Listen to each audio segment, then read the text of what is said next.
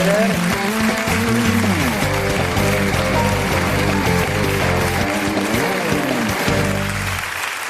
Dobrý večer. Dobrý večer, dámy a pánové, vítám vás v rozvinuté zemi. Byli jsme doteďka rozvojovou a teď už jsme rozvinutou. Doufám, že jste si toho taky všimli. My jsme dokonce doma s Ivankou vyházeli některý starý nádobí, aby jsme tu zem jako nebrzdili. A myslím si, že to mělo dokonce vliv i na ruského prezidenta, pana Putina, který uznal morální vinu za rok 68. A protože on sem letěl vlastně ještě jako do rozvojové země, ale přistál už v rozvinuté zemi, tak srazil krovky a uznal tu morální vinu, což je dobře, protože tím se nám ta historie taky trochu čistí. Zůstává nám tam teda Bílá hora, za tu nikdo vinu neuznal. Rakušáci se nevozývají nic. Křižácký války, Vatikán mlčí. Tam teda něco srovnal Honza Žižka, jako, ale pořád ještě v té historii jsou volný fleky, no, ale 68. máme vyčištěný, čili můžeme si udělat takovou tenkou čáru za minulostí. Pojďme se podívat, co nám přinesl tento týden. Rád, doktor Rád, Paroubek není můj tatínek. To jsem ale netušil vůbec. Tady bosenský zubař dal svýmu psovi zlatý zub. To bych toho pejska chtěl potkat. Mu dal nějaký tvrdý kosti, abych se na ten zoubek podíval. Jeskyní muži měli raději blondýnky. No tak asi si chtěli dobře pokecat, no. Němci slíbili, že přestanou vozit odpad do Česka. Děkujeme. A Češi odpadky chtěli, ale tvrdí německý ministr. Je pravda, že když si vzpomenu, jak jsme sbírali kdysi ty trabanty, je na tom možná něco pravdy. Prostě odpadky, to je trochu naše slabost. Tak, to by bylo všechno.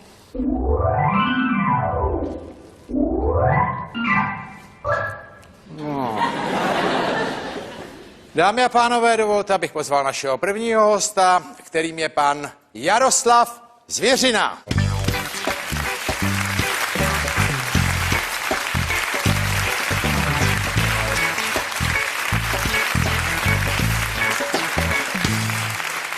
Dobrý večer. Dobrý večer. Měl bych říct, že jste europoslanec. Taky.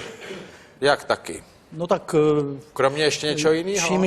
Vším jsem rád. No ale jste europoslanec, vlastně zvolený za ODS, ale za Českou republiku v Evropském parlamentu, jinak jste sexuolog. Vy jste v mnoha, jsem koukal, organizacích sexuologických. V kterých všech? No tak my máme sexuologickou společnost, což je odborná společnost České lékařské odborná, společnosti. sexuologická, ne? Sexuologická, odborná. Já vím, že sexu rozumí každej, ale no, my sexuologové to děláme tak jako na té vědecké úrovni. Ano. Dobře, čili vy jste v téhle sexuologické... Kromě toho existuje ještě mezinárodní... A vy jste předseda, nebo co? Existuje několik mezinárodních organizací. Vy jste předseda. Já jsem té sexuologické společnosti předseda. Zatím ještě pořád předseda. A to se volí tam? To se volí. A podle čeho? No tak já bych mohl říct podle ksichtu, ale ono spíš podle zásluh. Ksichtu? Jo? Podle zásluh. Tam ale u toho ksichtu bych rozdělil, že to třeba je vždycky ten, kdo jak si plní nejvíc nějak sexuální symbol?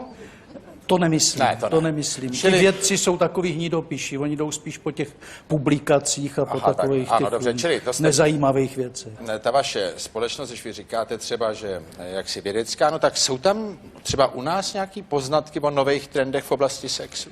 My jsme se domnívali, musím se tajně přiznat, že po té revoluci sametové se tady odehraje cosi jako sexuální revoluce. To třeba se odehrála, vy jste ji nezachytili, že? Snažili jsme se, nezachytili, nic se neodehrálo, nic podstatného. A jak to víte? No ptáme se, my no to máme nemůžete, ale ne, tak to vám nikdo neřekne, co dělá. Otázek a odpovědí, nemáme jinou metodu. No počkej, a vy myslíte, že vám to někdo řekne, co vyvádí? Jako no doufáme, my se ptáme v anonymních dotaznících. Vy jste teda naivní společnost. No pozor, my máme taky možnost se ptát svých pacientů. Já zase si myslím, že když jste face to face se svým pacientem, tak se přece něco občas no ale to dozvíte. chodí ten, co má problémy. To jistě. No tak ten se nemůže účastnit revoluce sexuální. Nebo má problémy z toho, že se ale k neúčastní. nám chodí taky lidi, kteří mají problémy, řekněme, kvalitativně jiné povahy. Takoví ti, co znásilňují, pohlavně zneužívají a jinak rušivě se chovají. Oni k nám teda nechodí rádi, nechodí sami, někdy jsou přivedeni. A máte ale ještě jiný existují pacienty takoví. než tyhle? No samozřejmě ti, kterým to nejde. No tak ty vám nebudou říkat, že venku za oknem je revoluce sexuální. Co si myslíte o pornografii? No tak pornografie je velmi ošidný pojem. Jo. Existuje komerční erotika, která má svého druhu jaksi obecně osvětové poslání, protože... Co je komerční erotika? No to je právě to. Komerční erotika a pornografie. My se vlastně i ve vědě nemůžeme pořád dohodnout, jak definovat co děláte pornografii. To studujete a pak se nemůžete shodnout. Máme na to jakési hranice. představy, my bychom rádi, aby jako pornografie, jako tedy taková ta negativně známkovaná komerční erotika nebo erotické umění nebo pseudoumění, aby se tak označovaly takové ty erotické věci, které obsahují sex s dětmi, neakceptované násilí a podobné záležitosti. A k čemu ona hlavně slouží, ta pornografie? Ke kšeftu. Ke kšeftu? To je No nepochybně přece jako s tím lidi nekšeftují, jenom protože tak je tam nějaká protože je motivace. potom vysoká poptávka. No a proč je ta poptávka, se myslí? No pornografie obecně je taková erotická pohádka. Aha. Pro dospělé, kteří touší po nějakém sexu. Ta pornografie vám neustále lže, protože pornografie vytváří takový jaksi ideální, falešný obraz. To bych dneska už netvrdil o některých těch porno, že vytváří něco ideálního, ale no ideální. pro někoho možná... Zkreslený, řekněme. Že? Čili to je vlastně to, co vyvolává tu poptávku a tím pádem je ten šef. Čili vy byste byl pro to, ať se to vyvolává to prodává. poptávku zajímavé zejména u mužů. Ono to souvisí s takovou nízkou selektivitou těch mužů, kteří se někdy Co to je spokojí. nízká selektivita? No oni nemají takovou vybíravost jako ženy. Žena se nespokojí s fotkou toho partnera, nebo z pravidla nespokojí. Žena si nenakoupí pornografické časopisy. Žena, No jak to víte? No tak protože žádný pornografický časopis určený ženám ještě komerčně neobstál. Ne. Žádný takový není popsán. To opravdu ne. No a čili muži jako Ta mají... poptávka je na straně mužů. A oni opravdu, ti muži, mají takovou nezřízenou touhu po všem, co tu ženu třeba jenom připomíná nebo napodobuje. Je to zajímavé. By mohly být flašky ve tvaru ženy a ty chlapy... No, pane Krausi, na to existuje krásný, já nevím, jestli máme čas popsat ten experiment. No švihem to musíme. Je hezký. Funguje to u krocanů. Krocan je velice sexuálně náruživé zvíře a když mu vědci postavili samičku nebo atrapu samičky, tak přistoupili k tomu, čemu se říká redukce podnětu a zkoumali, na co všechno ten krocan je schopný ještě skočit. Potom, co Takže vidí té tu samičku. samičce ustřihli ocas, potom jí ustřihli křídla, krocan pořád skákal. Potom už v prostoru visela jenom hlava té samičky a krocan pořád skákal. No tak vybrali blba, Tohle ne? Tohle žádná samička nepředvede. Ale já vám něco řeknu, já jsem tohle zažil a nebyli u toho žádní kolegové z vašeho ústavu. My přivedli v Oslovi oslici, on hrozně dával najevo, že by chtěl oslici. Tak jsme mu ji přivedli a on tak stydlivě začal chodit okolo a pak se vrch na balík se slámou. Tak to je zajímavé. No. No a tak co s tím- a známe, co co to je dovedou teda? pejsci, že? No a co to je za úchylku tedy? No to je hypersexualita těch samečků. Že jde po balíku hranatým se slámou a vedle stála nádherná Abychom oslice. byli přesní, když jsem rouská kočka, tak taky dělá tu svou lordózu, když ji podrbete za uchem třeba vy. No a to ji podrbete za uchem a my mu přivedli, tady říkáte, jako tomu Krocanovi. No A tak, on se vrch vedle blbeček na slámu. tak tam nemuseli ani redukovat ten objekt. Nebo byl vadný asi. Nebo on byl blbej, nebo co to je? Kdo ví? Musel by to člověk analyzovat. A u lidí to je taky tohle? U lidí to existuje jako úchylka zvaná fetišismus, protože někteří fetišisti opravdu dají přednost předmětu před objektem takovým. Čili on uvidí nahou ženu a skočí po nějakým... Skočí po jejím opasku nebo kalhotkách nebo tak něčem. A co s tím dělá potom? Tak ukájí se, no, tak jako ten osel na ty slámě. Že? Vy jste toho osla viděl? No, vy to tak sugestivně popisujete, že No, já na to nemůžu zapomenout. Do smrti, že? Já jsem málem šel k sexuologovi potom, ale... Jak se ukájí s opaskem? Jak to ty mužský dělají? No? A jak to dělá? Na to je velmi jednoduchá procedura, která se jmenuje masturbace, to ty mužský umějí. S opaskem? To umějí dokonce, no proč ne s opaskem? No, ale jak Já jsem to? znal jednoho, ten to dělal s pastičkou na myši. A kde jí měl tu pastičku?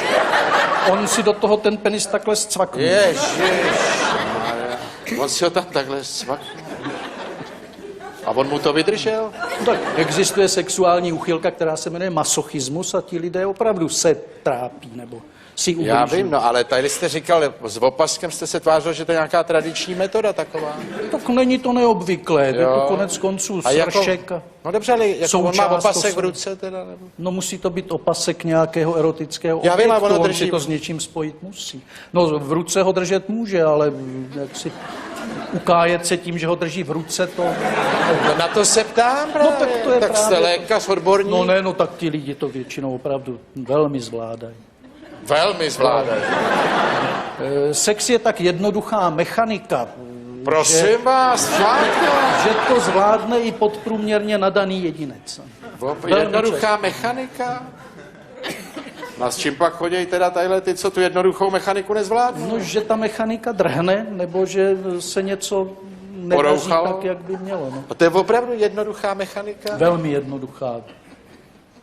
No ale že jsou s tím teda často... No mladí takový muži problém? někdy mají pocit, že je to strašně složitý, než to zkusí, potom zjistí, že to je v podstatě velmi jednoduché. No ale není to stejně u vás zvláštní, vůbec myslím u sexuologů, že vy to studujete, ale vlastně všechny ty informace máte zprostředkovaný, že jo? No jo. To je jako A vy zvláštní. myslíte, že atomový fyzik je na tom líp? Ne, ale že... No a jdete vy někdy do laboratoře? Sáhnul jste si někdy na proton? Jsem selek, co řeknete teď?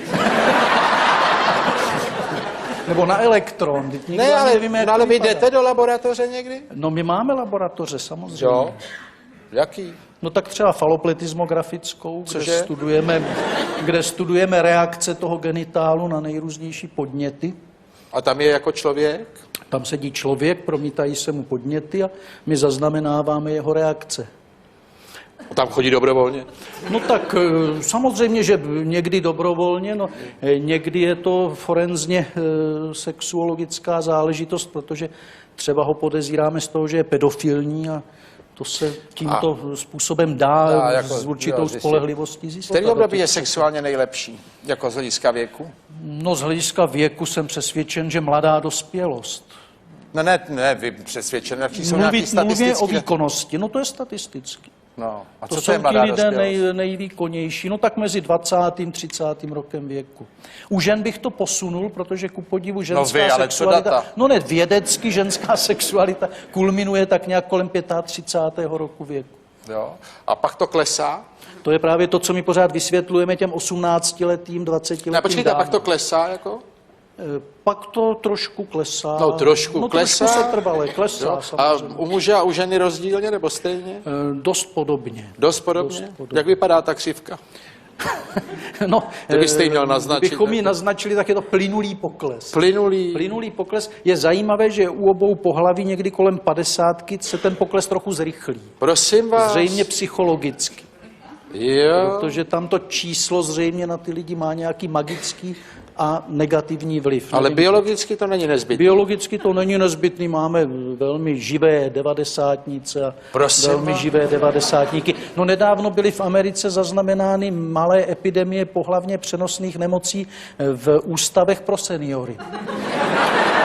Oni totiž, a to nejen u mužů, ale i u žen, oni totiž ti A byly to staří ústavy lidé pro měli seniory. pocit, že když je jim 80, tak už se jim nemůže nic stát.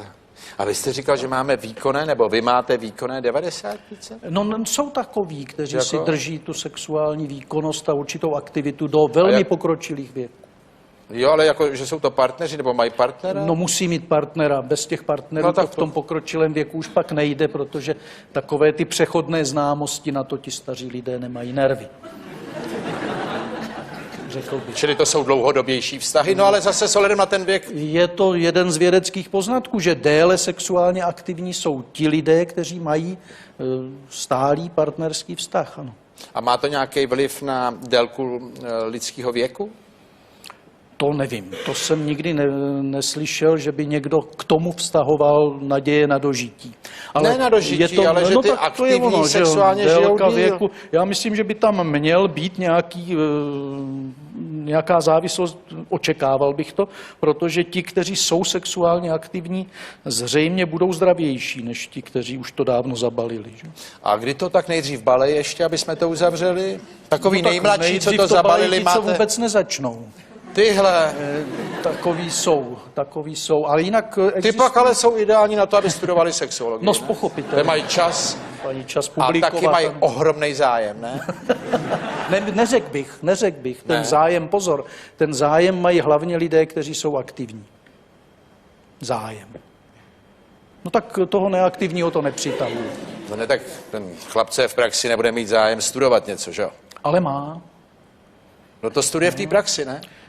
No tak to může sloučit. A proč by to slučoval? On nemá čas. My máme mnoho druhů sexuologů a jedna ta podčeleť je z tohoto druhu. To znamená, jsou to lidé s bohatou praxí, kteří spojí tu teorii s praxí a hodně pracují v terénu. Čili to je takový typ, co balí na to, že je sexuolog vlastně. Například. Ty bych pozavíral. Jaroslav Zvěřina.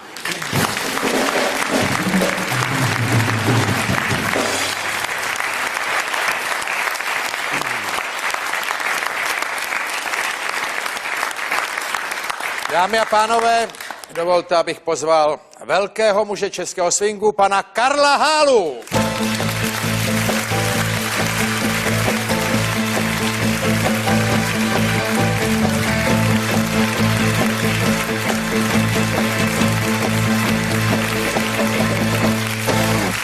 Dobrý večer, pane Hálo. Dobrý večer. Poslouchal jste to? Ano. Já jsem si totiž... Náramný, já jsem si tak uvědomil, že bych vás měl asi navštívit. No, mě to napadlo, protože, co já vím, vy jste byl ženatý 5krát, nebo jste po pátý, že jo? No, teď jsem po pátý vdanej spíš. Po pátý vdanej, čili vy možná pan Hála patří mezi ty sexology v praxi v podstatě.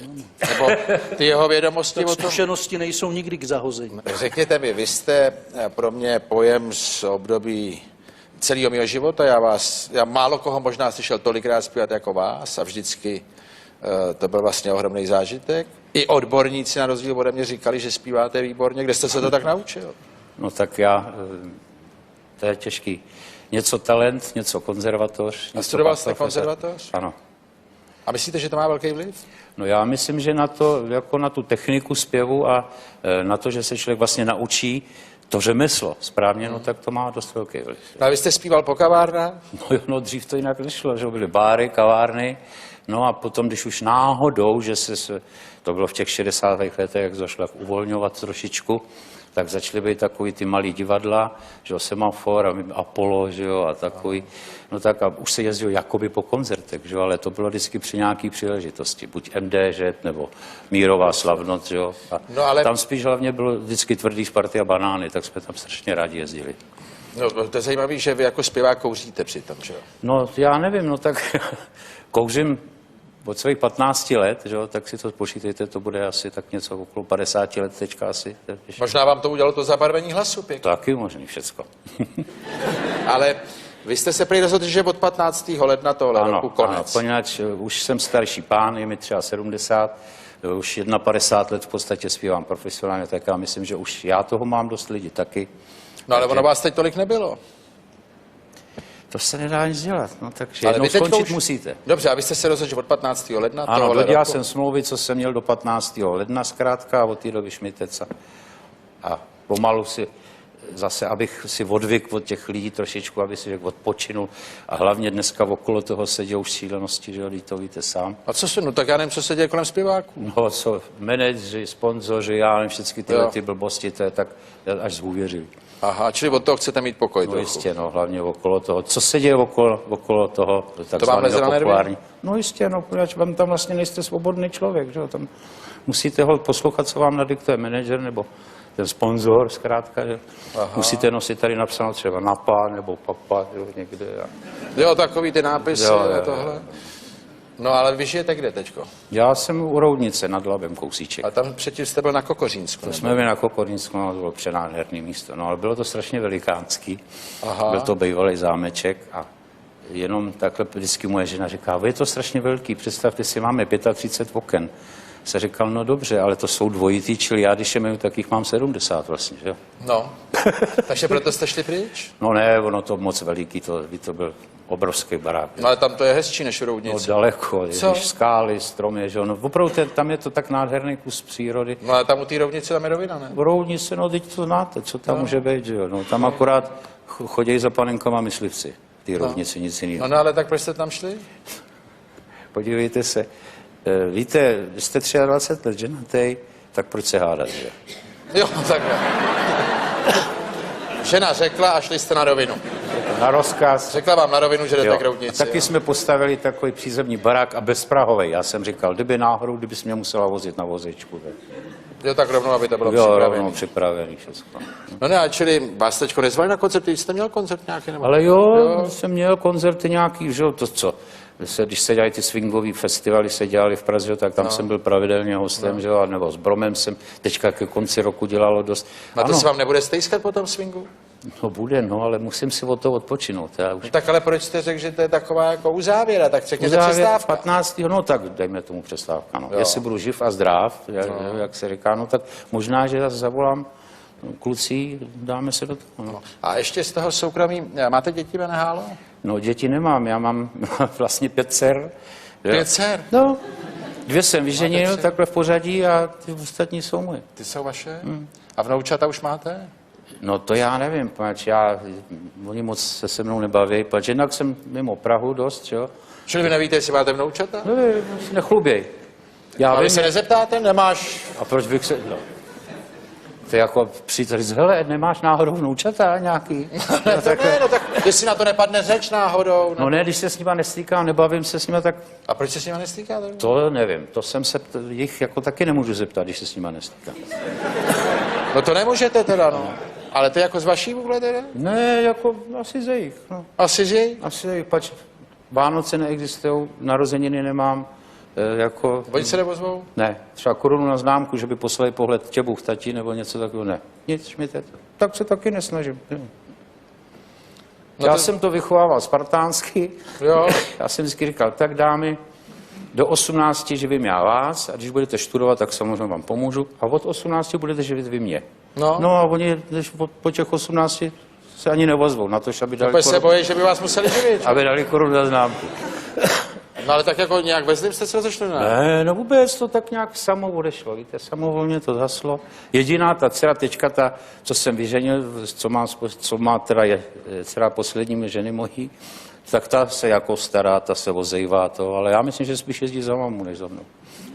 A čím myslíte, že to může být? Nevím, asi jsem moc velký Herodes, no. Herodes? Vy jste byl moc ostrý na děti? Ale no tak, co můžete dělat, že jo, když zkrátka moc velký prachy nebyly, že jo, se tenkrát, když se hrál po kavárnách, tak co, tak jste byl v HU, nebo jak se to jmenovalo, tam jste dostal měsíčně gáži, já nevím, 1800, no a to ještě, já jsem hrál na basu a zpíval, takže jsem měl 30 korun příplatek měsíčně na tu basu, jo, takže jsem Byl měl, basář? no, Teda takhle? na kontrabas. Na kontrabas. Aha. Oni říkají, že proto tak dobře jste frázoval. No jo, no tak samozřejmě ten nástroj vás naučí, že jo, samozřejmě hodně. Jo. Mně ne teda. No. Já na to můžu hrát celý roky a ne. Ale no tak to je zase ta otázka toho talentu, že jo, potom. No ale nepřijde vám to líto třeba s těma dětma? S těma dětma mě to někdy přijde líto, samozřejmě, Boreďko, každému tátovi to přijde líto, že děti na ně kašlou, že jo. Ale já bohužel nevidím důvod, kdyby jako se to zapříčinilo něčím, že jsem jako udělal tohleto, tak se omluvím a řeknu, holky, je to blbost, pardon, co jsme si, to jsme si a jedem dál. Ne, tady najednou nic, zkrátka. Nejsem. A jak najednou? Tak předtím... Nevím, jak... A předtím to bylo jako dobrý? No, občas v Praze, když jsem byl, že jo, tak zavolali nebo něco. A jakmile jsme se odstěhli z Prahy, tak... Tak možná teď, když vás uvidí, že se ozvou, ne? Ale to už by se ozvali víckrát, když mě viděli. Jo, no tak takhle poprvé o sobě uslyšej teďko. No, to teda, to si užil. No to si užijou, ale možná se ozvou, ne? Přinejmenším vám řekli, že to není pravda, nebo něco takového. Nebo pošlou nějaký milostný dopis, který bude končit na takový zvláštní věty, který se tady nedají reprodukovat. Jo, myslíte, že se to může stát? To samozřejmě, to dneska nevíte dne ani hodiny. No a dneska tak vy nechcete zpívat, protože vám tohle leze na nervy. A co vy teda děláte přes den, když jste doma si sám? No tak konečně seřadil jsem si knihovnu, že jo, a zjišťuju, že jsou tam ještě věci, které jsem jako nečet, tak se na ně těším. Že jo, pak tam mám spoustu nahrávek, že jo, velkých kapel amerických, že jo, Count Basie a tohle, který, ale na páscích, no to je jedno, tak se to bude hrát na makně a budu si to poslouchat, radovat se z toho. Že si uděláte takovouhle svoji Havajku. No. Aha, siestu v podstatě. No. No tak my jsme se rozhodli, dneska se pokusíme jako takový hod tady vám zahrát něco, co by vám mohlo připomenout Karla Hálu, i když ne samozřejmě v takové kvalitě, ale je to jaksi stylově ten hod vůči vám. Karel Hála!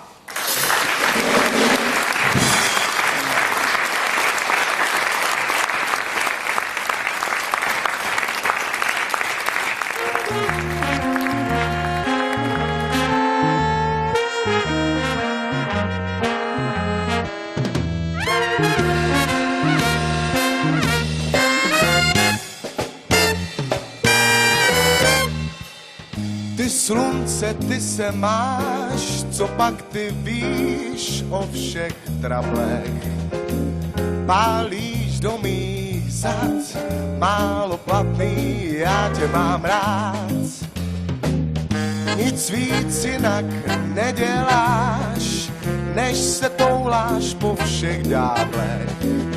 Za čem bereš plat, málo platný, já tě mám rád. A tak jen svej dál a řej, pod tebou je mi hej.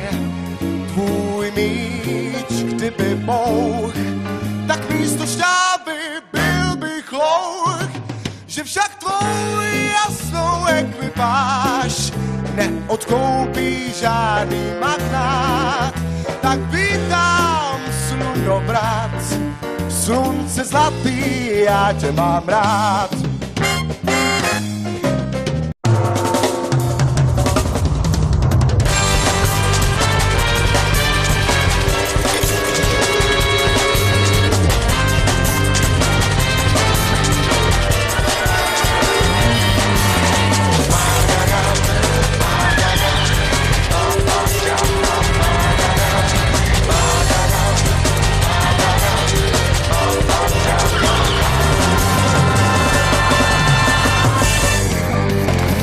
Dobrý večer.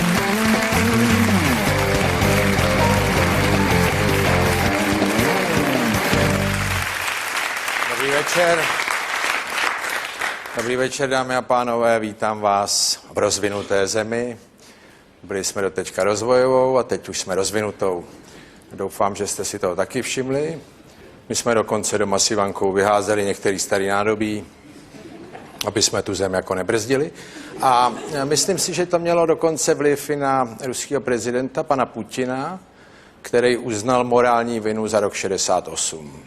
A protože on sem letěl vlastně ještě jako do rozvojové země, ale přistál už v rozvinutý zemi, tak srazil krovky a uznal tu morální vinu, což je dobře, protože tím se nám ta historie taky trochu čistí.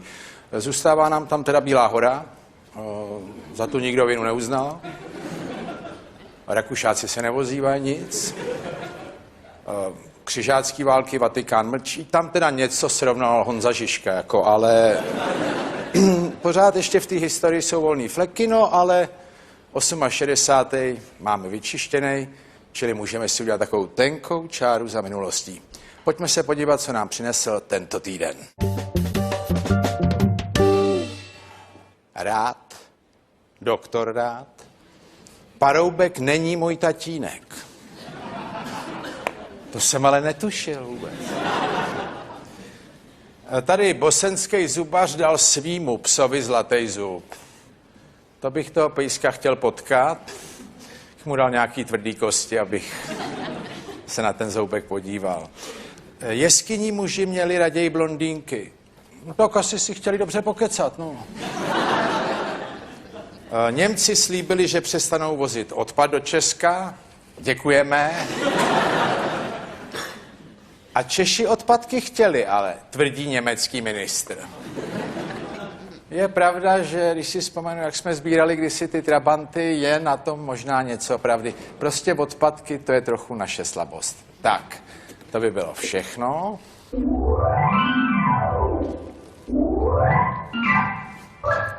No. Dámy a pánové, dovolte, abych pozval našeho prvního hosta, kterým je pan Jaroslav Zvěřina.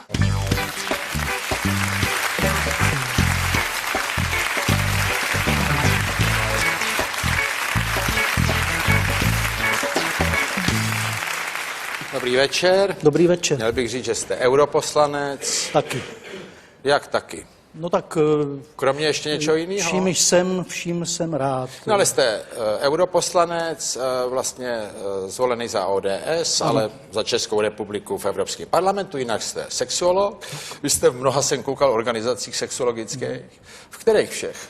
No tak my máme sexuologickou společnost, což je odborná společnost České lékařské odborná, společnosti. sexuologická, ne? Sexuologická, odborná. Já vím, že sexu rozumí každej, ale No, my tak jako- sexuologové to děláme tak jako na té vědecké úrovni. Ano. Dobře, čili vy jste v téhle Kromě toho sexuologické... existuje ještě mezinárodní... A vy jste předseda, nebo co? Existuje několik mezinárodních Nepočkejte, ale vy jste organizací. předseda. Já jsem té sexuologické Vy jste společnosti předseda. zatím ještě pořád A předseda. to se volí tam? To se volí. A podle čeho? No tak Kdo já bych nejvíc mohl rozumí říct sexu? podle ksichtu, ale ono spíš podle zásluh. ksichtu? Jo? Podle To by šlo. zásluh. Tam ale u toho ksichtu by hrozilo, že to třeba je vždycky ten, kdo jak si plní nejvíc nějak sexuální symbol? To nemyslím. Ne, to ne. nemyslím. Čili- Ti vědci jsou takový hnidopiši, oni jdou spíš po těch publikacích a po Aha, tak, takových ano, těch dobře, čili to jste- nezajímavých věcech. Ne, ta vaše společnost, když vy říkáte třeba, že jaksi vědecká, no tak jsou tam třeba u nás nějaký poznatky o nových trendech v oblasti sexu? My jsme se domnívali, musím se tajně přiznat, že po té revoluci sametové se tady odehraje cosi jako sexuální revoluce. No třeba se lidé odehrála, v vy jste ji nových nezachytili, že?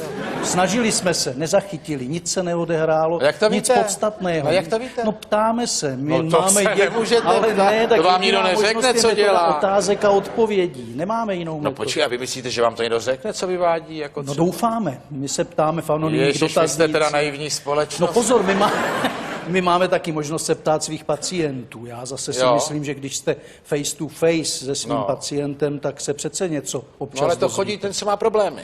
To jistě. No tak ten se nemůže účastnit revoluce sexuální. Nebo má problémy z toho, že se ji ale k neúčastní. nám chodí taky lidi, kteří mají problémy, řekněme, kvalitativně jiné povahy. Takoví ti, co znásilňují, pohlavně zneužívají a jinak rušivě se to chovají. nemyslím tohle. Ale Oni k nám máte- teda nechodí rádi, nechodí Jo. sami, někdy jsou přivedeni, A máte ale ještě jiný existují pacienty takoví. než tyhle? No samozřejmě ti, kterým to nejde. No tak ty vám nebudou říkat, že venku za oknem je revoluce sexuální.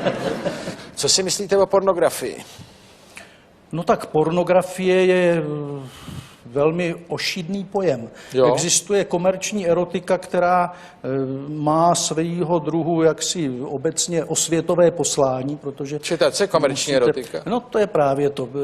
Komerční erotika a pornografie. My se vlastně i ve vědě nemůžeme pořád dohodnout, jak definovat co děláte tam? pornografii.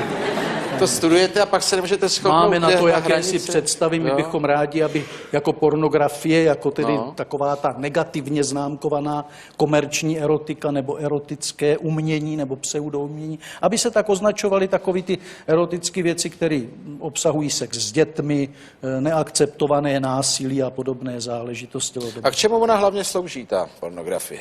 Ke kšeftu. Ke kšeftu? To je No nepochybně přece jako si lidi především. nekšeftují, jenom protože tak je tam nějaká protože je motivace. potom vysoká poptávka. No a proč je ta poptávka, No, si myslím? no pornografie obecně je taková erotická pohádka. Aha. Pro jo. dospělé, kteří touší po nějakém sexu. Ta pornografie vám neustále lže, protože pornografie vytváří takový jaksi ideální, falešný To obraz. bych dneska už netvrdil o některých těch porno, že vytváří něco ideálního, ale No ideální. pro někoho možná zkreslený, řekněme. Že? čili to je vlastně to, co vyvolává tu poptávku a tím pádem je ten kšeft. Čili vy byste byl pro to, ať se Vyvolává to tu prodá. poptávku zajímavé zejména u mužů. Ono to souvisí s takovou nízkou selektivitou těch mužů, kteří se někdy Co to je spokojí. nízká selektivita? No, oni nemají takovou vybíravost jako ženy. Žena se nespokojí s fotkou toho partnera, nebo zpravidla nespokojí. Zpravidla. Žena si nenakoupí pornografické časopisy. Žena, No jak to víte? No tak, protože žádný pornografický časopis určený ženám ještě komerčně neobstál. Ne. Žádný takový není popsán. To Aha. opravdu ne. No a čili muži jako Ta mají... poptávka je na straně mužů. A oni opravdu, ti muži, mají takovou nezřízenou touhu po všem, co tu ženu třeba jenom připomíná nebo napodobuje. Je to zajímavé. Dovolí být flašky ve tvaru ženy a ty chlapy... No, pane Krausi, na to existuje krásný, já nevím, jestli máme čas popsat ten experiment. No švihem to musíme. Je hezký. Funguje to u krocanů. Krocan je velice sexuálně náruživé zvíře a když mu vědci postavili samičku nebo atrapu samičky, tak přistoupili k tomu, čemu se říká redukce podnětu a zkoumali, na co všechno ten krocan je schopný ještě skočit. Potom, co Takže vidí té tu samičku. samičce ustřihli ocas, potom jí ustřihli křídla, krocan pořád skákal.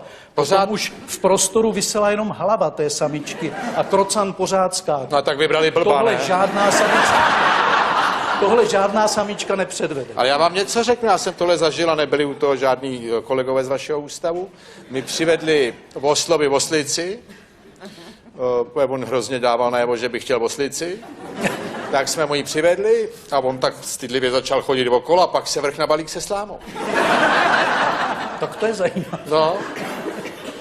No a tak co známe, co to je dovedou teda? pejsci, že? No a co to je za úchylku tedy? No to je hypersexualita těch samečků. Že jde po balíku hranatým se slámou a vedle stála nádherná oslice? Abychom byli přesní, když se mrouská kočka, tak taky dělá tu svou lordózu, když ji podrbete za uchem třeba vy. No a to ji podrbete za uchem, a my mu přivedli, tady říkáte, jako tomu Krocanovi, No a tak, on se vrch vedle blbeček na slámu.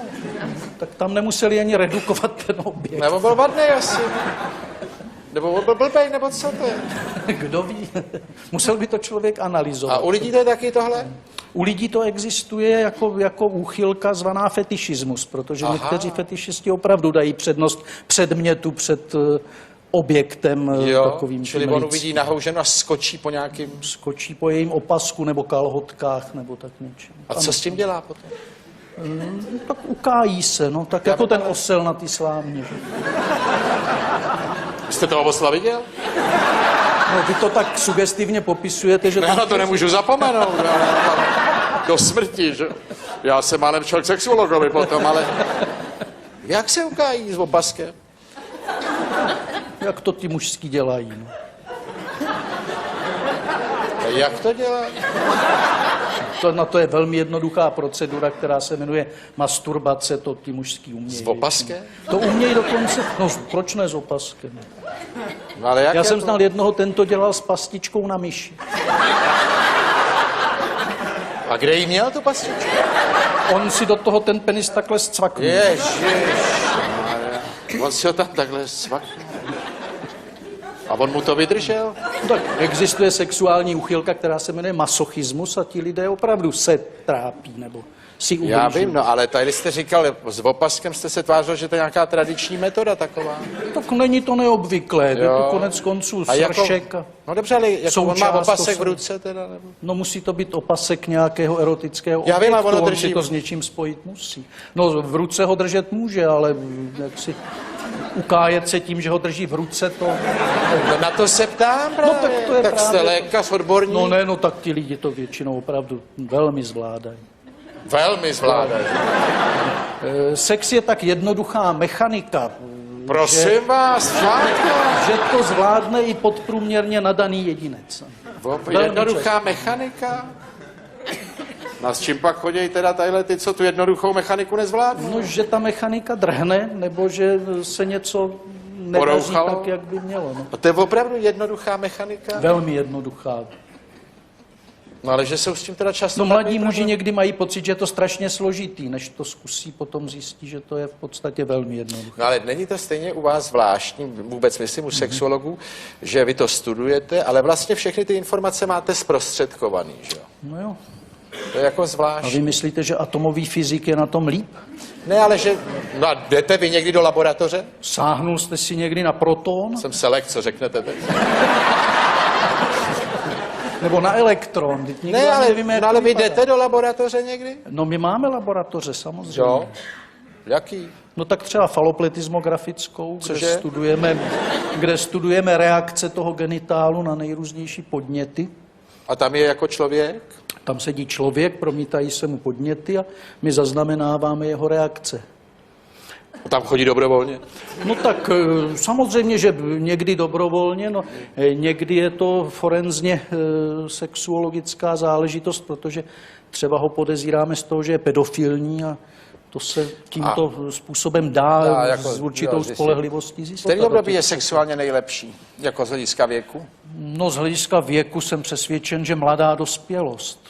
Ne, vy přesvědčen, jaký jsou nějaký Mluvím statistický... o výkonnosti, no to je statisticky. No, a To co jsou to je mladá ti lidé dospělost? nejvýkonnější, no tak mezi 20. a 30. rokem věku. U žen bych to posunul, protože ku podivu ženská vy, ale co sexualita... data? No ne, vědecky ženská sexualita kulminuje tak nějak kolem 35. roku věku. Jo. A pak to klesá? To je právě to, co my pořád vysvětlujeme těm 18-letým, 20-letým Ne, počkejte, dávám. pak to klesá jako? Pak to trošku klesá. No trošku klesá? Trošku se trvale klesá, Jo. A samozřejmě. u muže a u ženy rozdílně nebo stejně? Dost podobně. Dost podobně? Jak vypadá ta křivka? No, Kdybyste jí měl naznačit, Kdybychom ji tak- naznačili, tak je to plynulý pokles. Plynulý. Plynulý pokles. Je zajímavé, že u obou pohlaví někdy kolem 50 se ten pokles trochu zrychlí. Prosím vás. Zřejmě psychologicky. Jo. Protože tam to číslo zřejmě na ty lidi má nějaký magický a negativní vliv. Ale Nevím, biologicky to není nezbytné. biologicky to není nezbytný. Máme velmi živé devadesátnice a Prosím velmi vás. živé devadesátníky. No nedávno byly v Americe zaznamenány malé epidemie pohlavně přenosných nemocí v ústavech pro seniory. Oni totiž, a to nejen u mužů, ale i u žen, oni totiž ti byly to staří ústavy lidé pro měli seniory. pocit, že když je jim 80, tak už se jim nemůže nic stát. A vy jste říkal, že máme výkonné, nebo vy máte výkonné 90? No jsou takoví, kteří si Jako? drží tu sexuální výkonnost a určitou aktivitu do velmi jak- pokročilých věků. Jo, ale jako, že jsou to partneři, nebo mají partnera? No musí mít partnera, bez těch partnerů No, tak to v tom pokročilém věku už pak nejde, protože takové ty přechodné známosti na to ti staří lidé nemají nervy. Řekl bych. Čili to jsou dlouhodobější vztahy, no ale zase s ohledem na ten věk. Je to jeden z vědeckých poznatků, že déle sexuálně aktivní jsou ti lidé, kteří mají stálý partnerský vztah. Ano. A má to nějaký vliv na délku lidského věku? To nevím, to jsem nikdy neslyšel, že by někdo k tomu vztahoval naděje na dožití. Ne na dožití, ale že ty tak to je aktivní že jo, sexuálně délka žijou díl. věku. Já myslím, že by tam měl být nějaká závislost, očekával bych to, protože ti, kteří jsou sexuálně aktivní, zřejmě budou zdravější, než ti, kteří už to dávno zabalili. Že?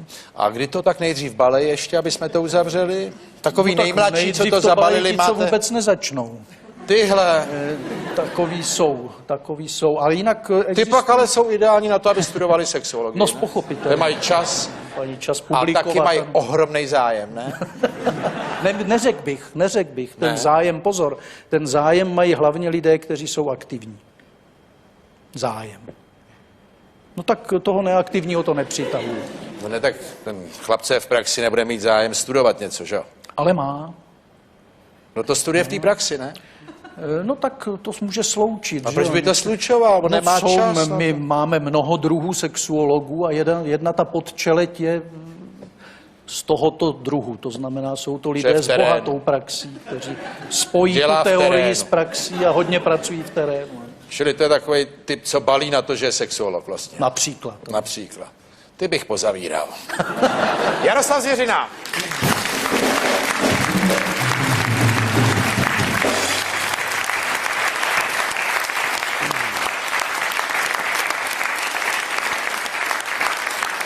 Dámy a pánové, dovolte, abych pozval velkého muže českého swingu, pana Karla Hálu.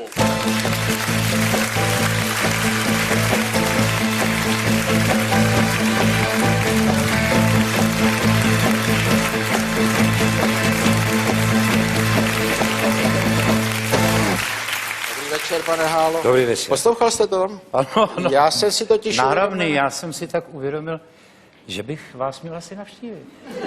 No, mě to napadlo, protože, co já vím, vy jste byl ženatý 5krát, nebo jste po pátý, že jo? No, teď jsem po pátý vdanej spíš. Po pátý vdanej, čili vy možná pan Hála patří mezi ty sexuology v praxi v podstatě. Nebo ty jeho vědomosti Tak o tom... zkušenosti nejsou nikdy k zahození. Řekněte mi, vy jste pro mě pojem z období celého mého života, já málo koho možná slyšel tolikrát zpívat jako vás a vždycky to byl vlastně ohromný zážitek. I odborníci na rozdíl ode mě říkali, že zpíváte výborně. Kde jste se to tak naučil? No tak to je těžký. Něco talent, něco konzervatoř. A studoval jste konzervatoř? Ano. A myslíte, že to má velký vliv?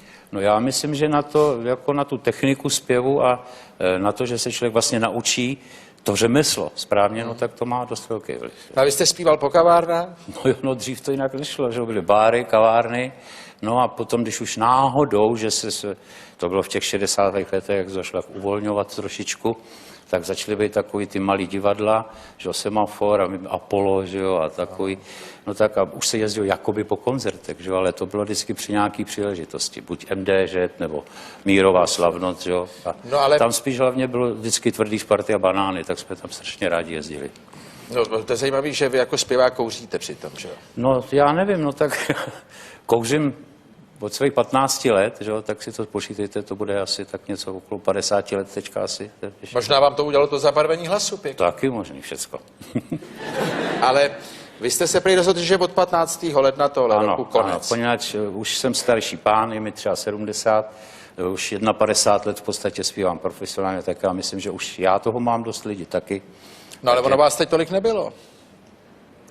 To se nedá nic dělat, no takže Ale jednou vy teďka skončit už... musíte. Dobře, a vy jste se rozhodli, že od 15. ledna Ano, tohle dodělal roku... jsem smlouvy, co jsem měl do 15. ledna zkrátka a od té doby šmitec a pomalu si zase, abych si odvyk od těch lidí trošičku, aby si odpočinul a hlavně dneska okolo toho se dějou šílenosti, že jo, to víte sám. A co se, no tak já nevím, co se děje kolem zpěváků. No co, manažeři, sponzoři, já nevím, všechny tyhle ty blbosti, to je tak až zhůvěřil. Aha, čili od toho chcete mít pokoj No trochu. jistě, no, hlavně okolo toho. Co se děje okolo toho To vám leze na nervy? No jistě, no, protože vám tam vlastně nejste svobodný člověk, že jo, tam musíte ho poslouchat, co vám nadiktuje manažer nebo ten sponzor, zkrátka, že musíte nosit tady napsáno třeba Napa nebo Papa, jo, někde. Jo, takový ty nápisy Jo. a tohle. No ale vy žijete kde teďko? Já jsem u Roudnice nad Labem kousíček. A tam předtím jste byl na Kokořínsku. To jsme byli na Kokornicku, no, to bylo přenádherný místo, no ale bylo to strašně velikánský. Aha. Byl to bývalý zámeček a jenom takhle vždycky moje žena říká, je to strašně velký, představte si, máme 35 oken. Se říkal, no dobře, ale to jsou dvojitý, čili já když je mají, tak jich mám 70 vlastně, že? No, takže proto jste šli pryč? No ne, ono to moc veliký, to byl obrovský barák. No ale tam to je hezčí než v No Roudnici. daleko, Co? když skály, stromy, že ono, opravdu tam je to tak nádherný kus přírody. No ale tam u té Roudnice tam je rovina, ne? V Roudnici, no teď to znáte, co tam může být, že jo, no tam akorát chodí za panenkama myslivci, v té Roudnici, nic jiného. No ale tak proč jste tam šli? Podívejte se, víte, jste 23 let ženatý, tak proč se hádat, že? Jo, takhle.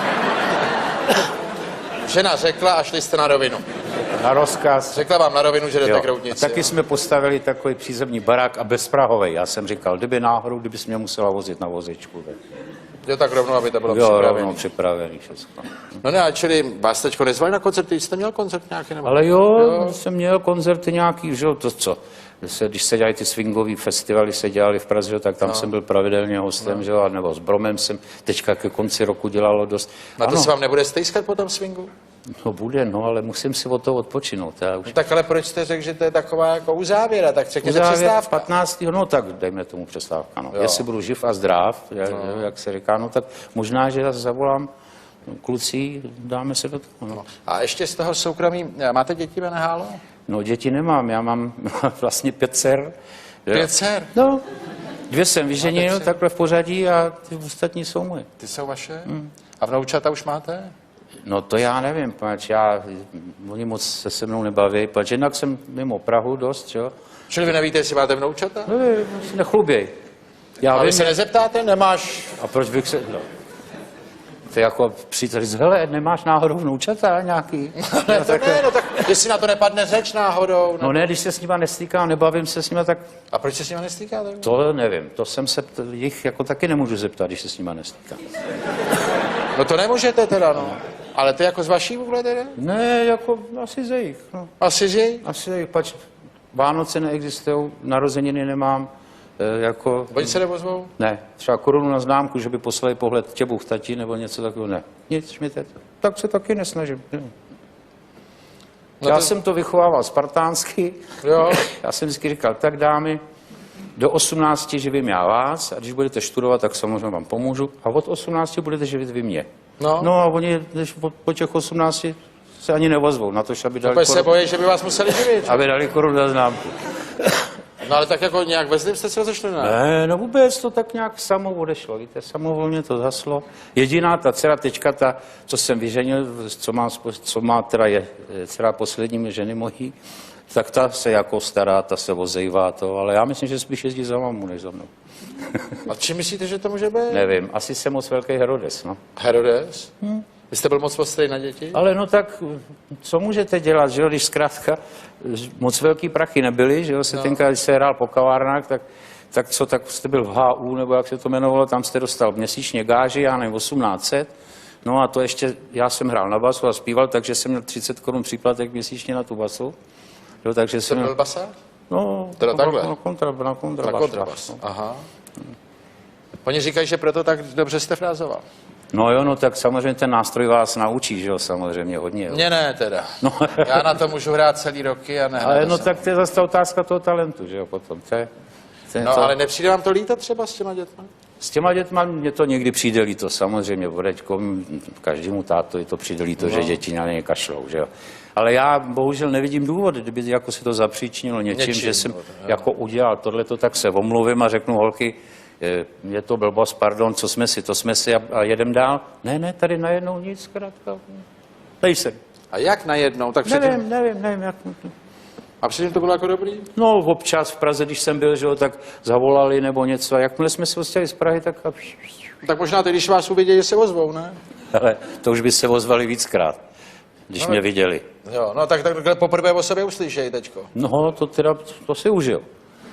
No to si učil, ale možná se ozvou, ne? Přinejmenším vám řekli, že to není pravda, nebo něco takového. Nebo pošlou nějaký milostný dopis, který bude končit na takový zvláštní věty, který se tady nedají reprodukovat. Jo, myslíte, že se to může stát? To samozřejmě, to dneska nevíte dne ani hodiny. No a dneska tak vy nechcete zpívat, protože vám tohle leze na nervy. A co vy teda děláte přes den, když jste doma si sám? No tak konečně seřadil jsem si knihovnu, že jo, a zjišťuji, že jsou tam ještě věci, které jsem jako nečet, tak se na ně těším.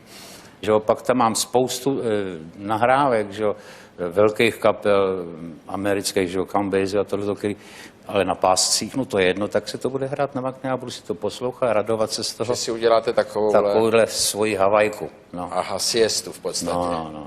No tak my jsme se rozhodli, dneska se pokusíme jako takový hod tady vám zahrát něco, co by vám mohlo připomenout Karla Hálu, i když ne samozřejmě v takové kvalitě, ale je to jaksi stylově ten hod vůči vám. Karel Hála!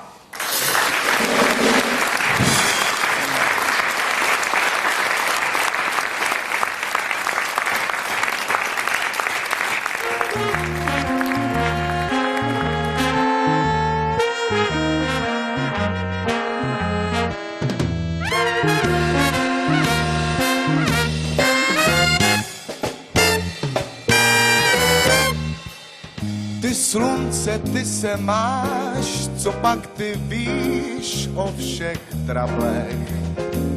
Pálíš do mých zad, málo platný, já tě mám rád. Nic víc jinak neděláš, než se touláš po všech dáblech. Za čem bereš plat, málo platný, já tě mám rád. A tak jen svět dál a hřej, pod tebou je mi hej. Tvůj míč, kdyby bouch, tak místo šťávy byl bych louch. Že však tvou jasnou ekvipáž neodkoupí žádný magnát.